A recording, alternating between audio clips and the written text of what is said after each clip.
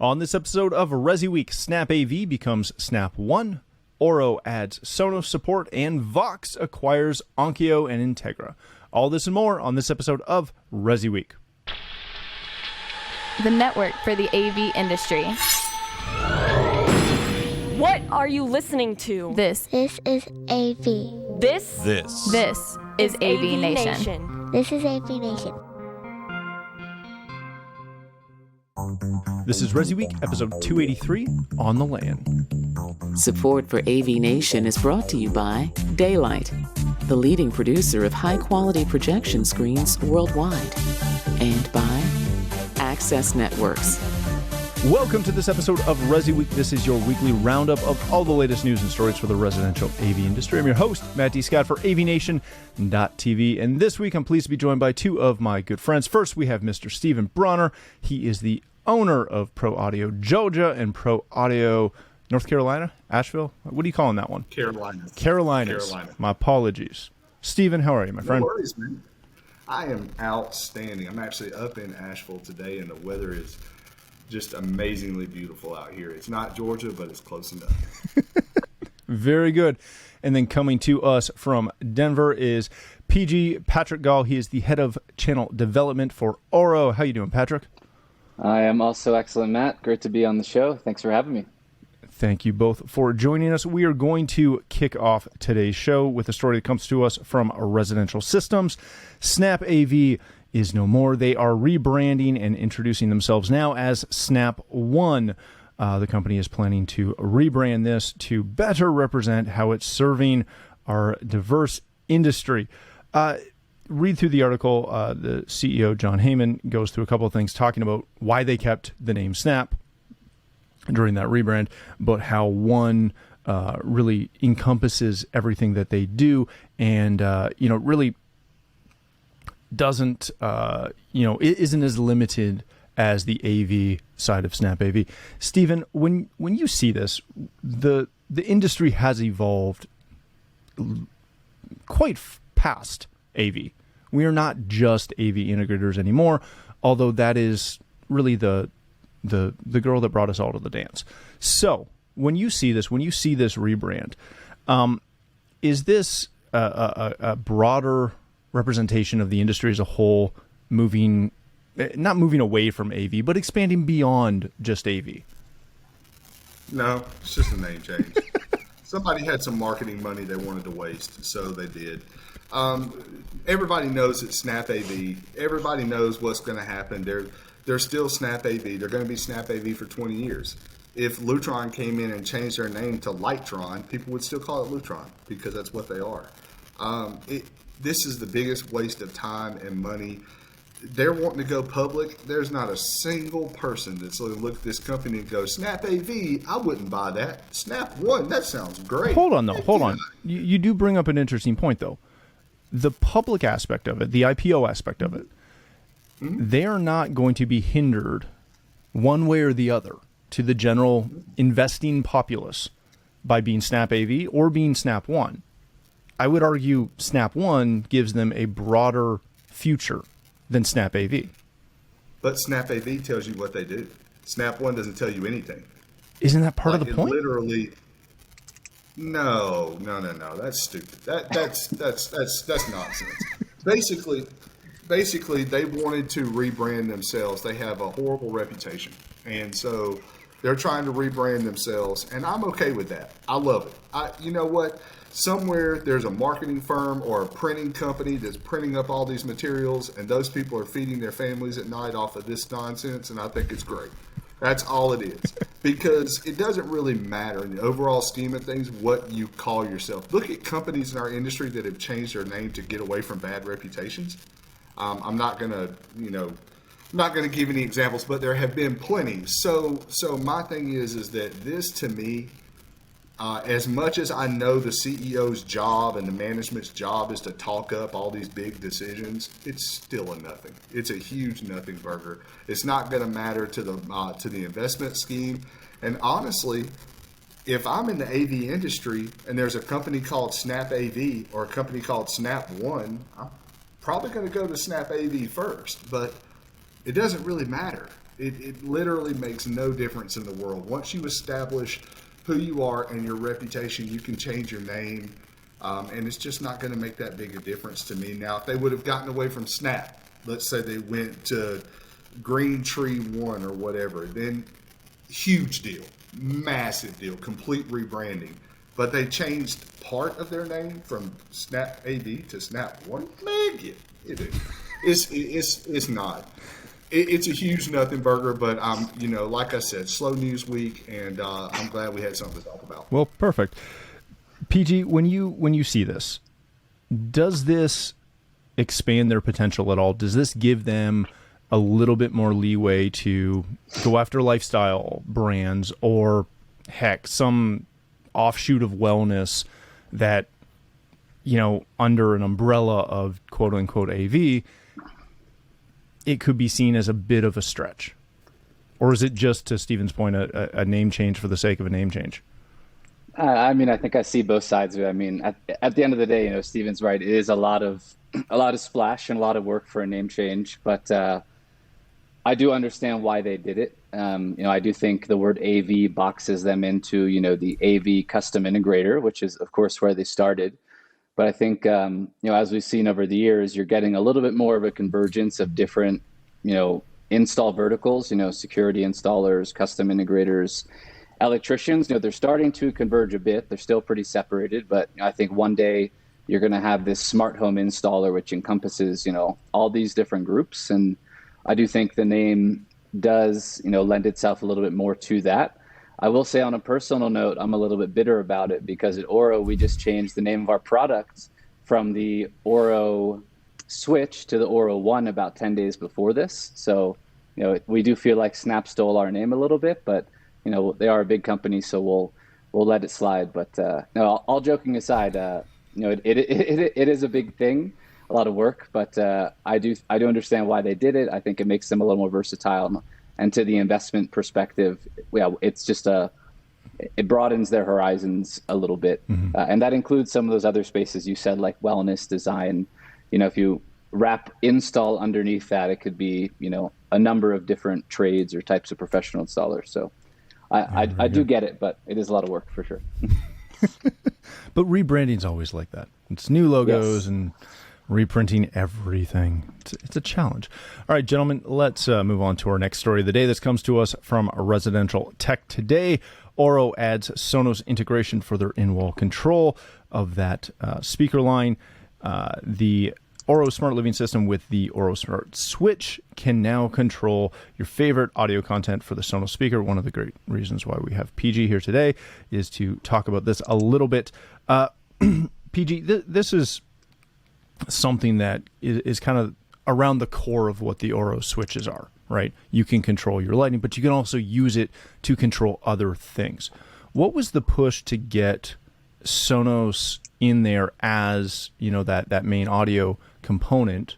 And I know there may be others down the road, but to do that and add that local control of Sonos directly into the wall plate.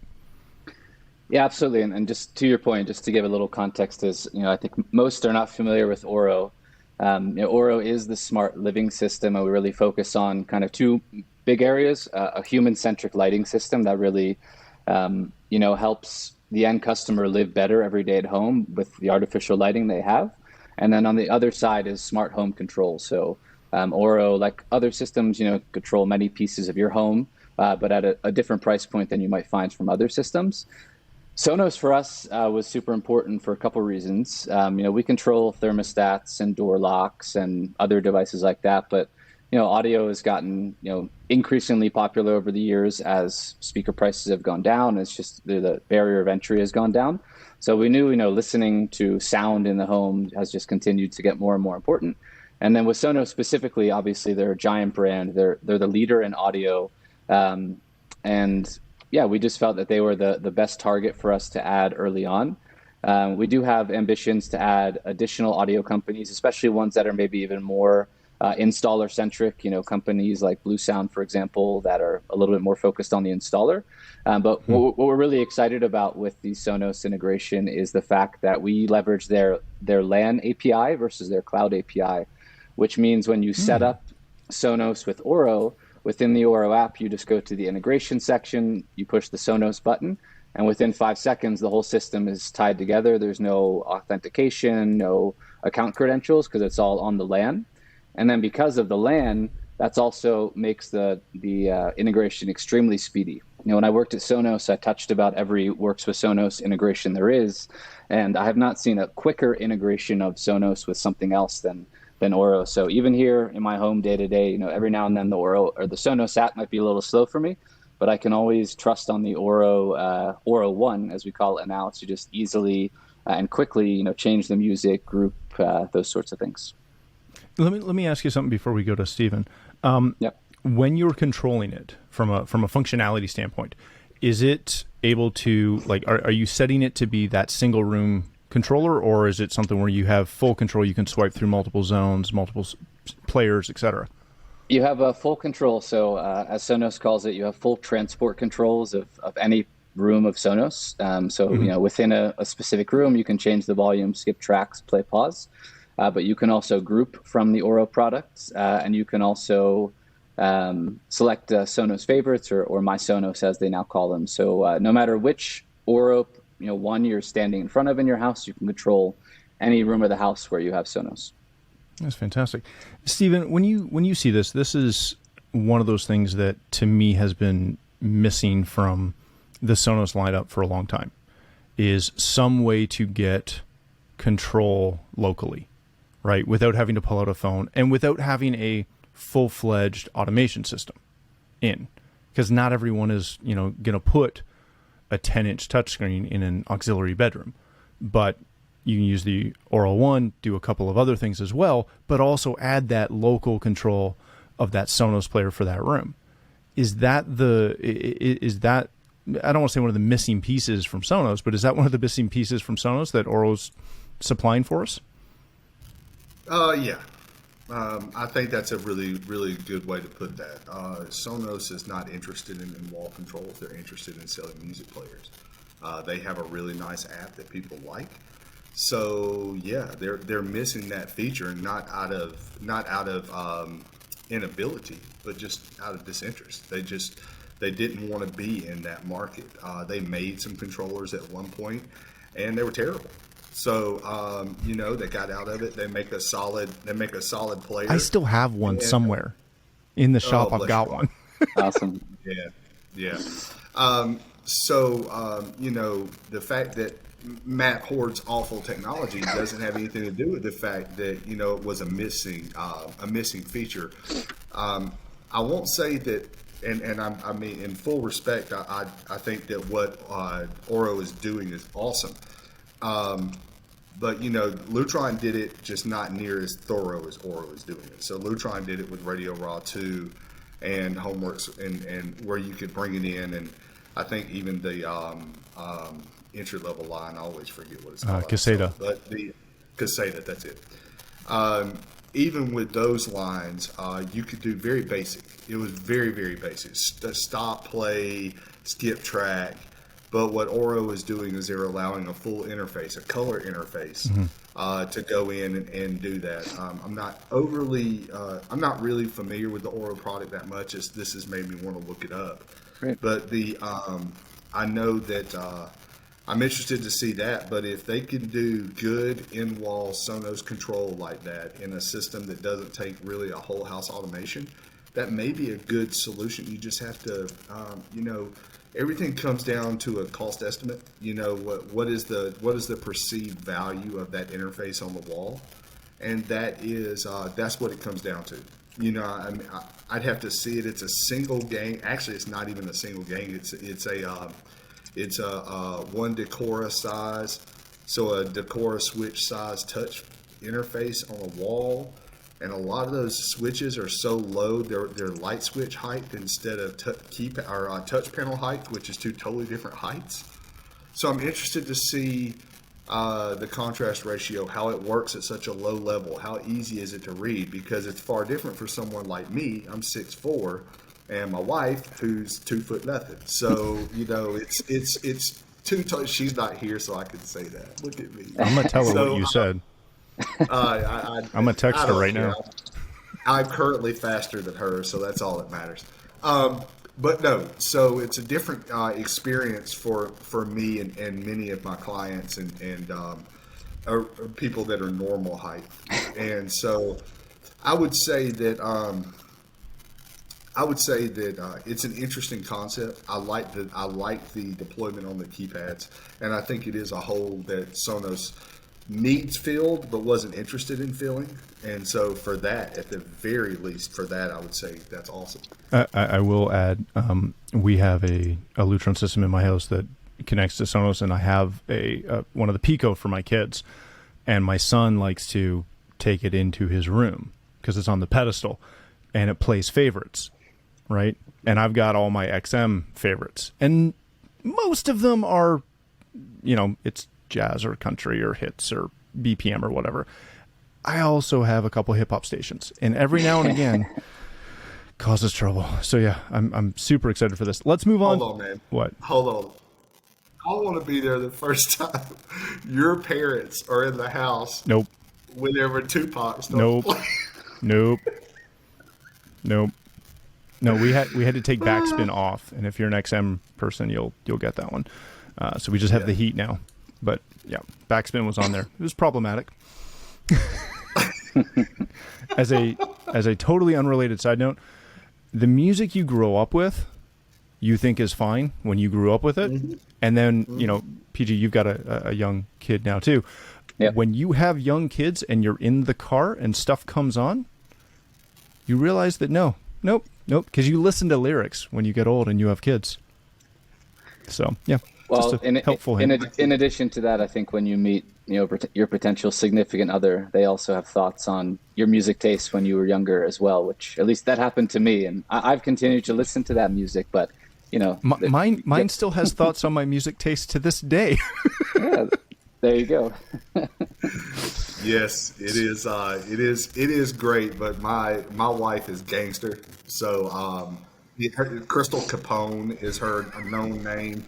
But my kids were raised on old school gangster rap because my wife is just like that, and she's amazing. And but no, it is awesome. But I the visual, the look, yeah, the visual of your parents being there the first time you hear Tupac kick off is just.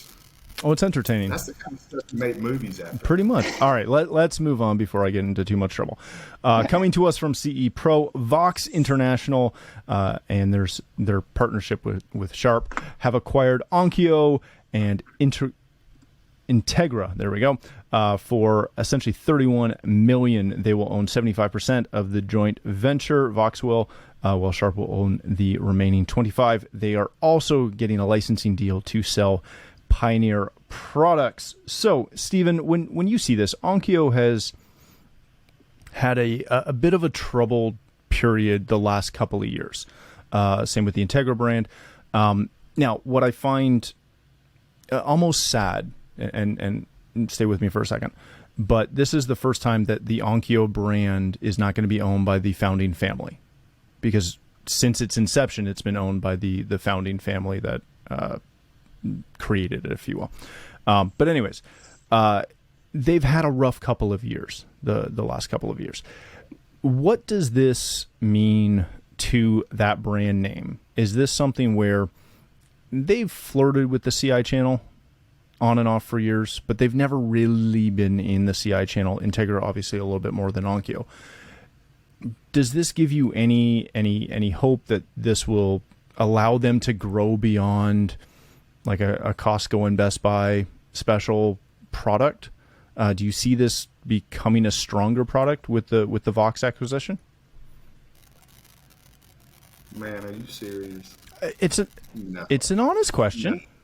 No, it is not. Man, it is totally an honest question. That is the worst receiver line that ever showed at CDS. Give me a break. Tell me how you feel. So here's the deal, and I'm gonna be real with you. I think that Onkyo Integra is the absolute perfect fit for Sharp and Voxx. I couldn't pick a better brand if I tried. If you look at what Voxx owns in the 12-volt industry, they're not brands. Jensen. Let's just start at Jensen. And if you look at their headphones, They have here's clips. All right, we're all right. So we're gonna skip that. That was Matt didn't mean to say that out loud because that sounded like he was talking about great stuff.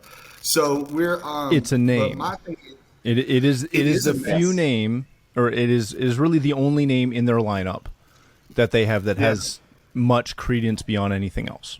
That's why I brought it up. Bocephus is a name. Bocephus is a name. Do you want me to call you that? So, anyway, so like I was saying, Onkyo Integra, they ran the company that owned it, the family that owned it. That's their fault. They ran that brand into the dirt because I remember when Integra was a quality brand, and I knew some very high-end integrators that sold Integra. And I know a couple of them now. One that comes to mind immediately that if you even mention Integra to him, he gets angry, red-faced, because they wouldn't back up their warranties. They drove themselves into the dirt. This isn't Steven being mean. This is literally common industry knowledge. They drove themselves into the dirt. Their warranties were terrible. Their equipment was terrible. But I remember a day when Onkyo Integra was a good brand. I mean, it was never a Marantz or a Denon because that wasn't what they were shooting for, but it wasn't what it is today. And Pioneer has had so many problems that were self-imposed. Everything from their control interface to their amplification, power supplies, they're just... Listen, man, honestly, Voxx is kind of a China knockoff company. They find headphones that have shiny gold pieces and shiny silver pieces, and they sell them with a big Voxx on the side of it. They're not really known, that company's not really known for quality. So it's kind of a mean question, but the truth is I kind of think Onkyo Integra is the absolute perfect fit for Sharp and Voxx. I mean, in the annual TV shootout that they have every year for the number one TV, do you realize the Sharp doesn't even make it through the first day? Yeah. Okay, so we'll leave that where it is. That's my final answer. So I'll take the other side of the coin a little bit. I mean, I as well think that those brands have definitely gone downhill over the years. You know, if I go back to when I worked at Best Buy Magnolia a long time ago, you know, at that point, you know, Pioneer Elite receivers were premium, Onkyo Integra, you know, those were the good days. But you know, really over the years, it just seems like they've struggled and financially it just has seemed to be tough for them. So on that perspective, I'm intrigued to see what Voxx might do. You know, they have a lot of brands, you know, presumably they have some capital they can invest into these brands to maybe start to turn things around. You know, it'll be interesting to see what that means for the, you know, this professional install channel that we all revolve around. Because to Steven's point, you know, their brands are not really installer-centric brands. You know, Klipsch is the one brand that really stands out as a brand, but you know, obviously there's mixed opinions on them. But I am intrigued to see what they might be able to do with these brands with a little bit of financial backing. Maybe it's quality improvements, or maybe it's a new marketing campaign, or maybe it's even just hiring someone to focus on the channel. You know, a lot of these brands, if they can get just focus on the channel, meet with people like Steven and others to better understand, you know, why do you not like our brand? You know, what can we change? You know, those sorts of things. So I'll be the optimist on this one and see, you know, if maybe Voxx can help turn things around for them. I want to add one point to this. You are told your entire life to follow the money. If you want to know what's going on in a situation, follow the money. And that's generally a really good approach to know what's happening.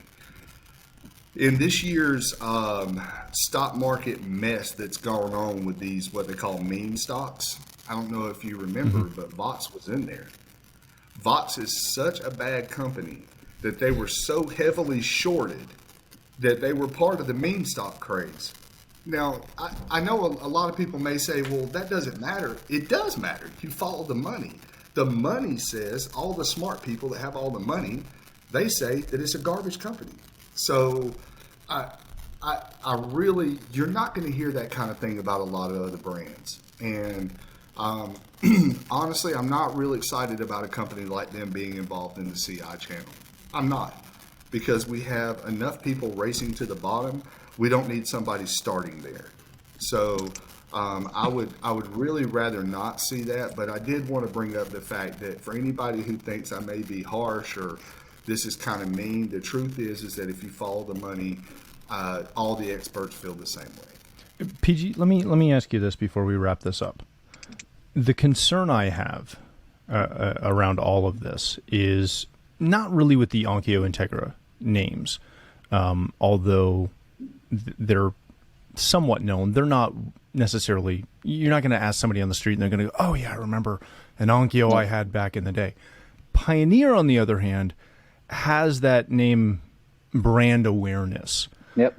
My concern is when I looked into Voxx a little bit, one of the other name plates that they have is RCA. Now, Stephen, give me a second. RCA had that cachet, kind of not our era, but my parents' era, had that cachet of RCA meant something. Mm-hmm. And now it's the $100 32-inch TV that's at Walmart that will last 6 months. Is there a valid concern that when companies like this take a somewhat well-respected nameplate and don't do it justice, that it continues to downgrade the name brands that are currently existing and that actually do mean something? Yeah, I think there absolutely is, and I think I share that concern with you because, yeah, to your point, of those three, Pioneer, Onkyo, Integra, Pioneer absolutely is a consumer brand to some degree. They had a much wider range of products, including car audio, which I think they had a good name for, and yeah, I think you're right, especially because the Pioneer part of this equation is a licensing deal. It's not their brand that they're going to make the products. They're going to find places that they can, more or less slap the Pioneer logo onto. And yeah, given some of the other companies that Voxx has, I do think that is a fair concern that, the brand now, which is probably still, at a pretty good, standing. If you ask the average consumer, I do think there is a good chance that, that can be tarnished and go downhill over time, depending on what Voxx chooses to do with it. They could take the opposite approach, but I think, if we were all betting people, I think there is an unfortunate chance that your concern might become reality. Yeah, man, I love this guy. You can feel anything, man. I love it. I hope they pay you a fortune. You are very good at your job, man. Thanks, Stephen. All right, gentlemen, let's wrap it there. I notice you never give me compliments like that, Stephen. What's up? That's because I don't like you, man. I get it. Thank you both for being here. I've got to get back to tennis and a little bit of soccer. I'm kidding. Oh my God. That was strictly for Stephen. Thank you both for being here. PG, if people want to connect with you, learn more about Orro, where can they do that? They can connect with me directly on LinkedIn, Patrick Gall, or Twitter, Patrick B. Gall. Or if they want to just learn more about Orro, getorro.com/pro. Excellent. Thank you, sir. Thanks for joining us. Mr. Bronner, if people want to connect with you, learn more about Pro Audio Georgia, Carolinas, etc., where can they do that? I'm trying to be like Joe Whitaker. I'm going to take over the world, man. No, if somebody has, if they want to reach out to me, it's Stephen at ProAudioGA.com. You can find me at Pro Audio GA, Pro Audio Georgia, Carolina. I'm easy to find, and I love talking to other integrators. If you think I'm ridiculous, tell me. If you think I'm brilliant, you can tell me. I never hear that, but it'd be nice every now and then. But no, I'd love to hear from you. Reach out to me anytime. I look forward to it. Excellent. Thank you both for joining us. If you'd like to connect with me, you can find me on Twitter at Matt D. Scott and pretty much every other social platform. But more importantly, please visit AVNation.tv, where you'll find this show as well as a wide variety of other shows with all the verticals that we cover. When you visit the website, please take a moment to check out our supporters. We are extremely thankful for their support and ask that you check them out as well. Thanks again for watching. That's all the time we have for this episode of ResiWeek.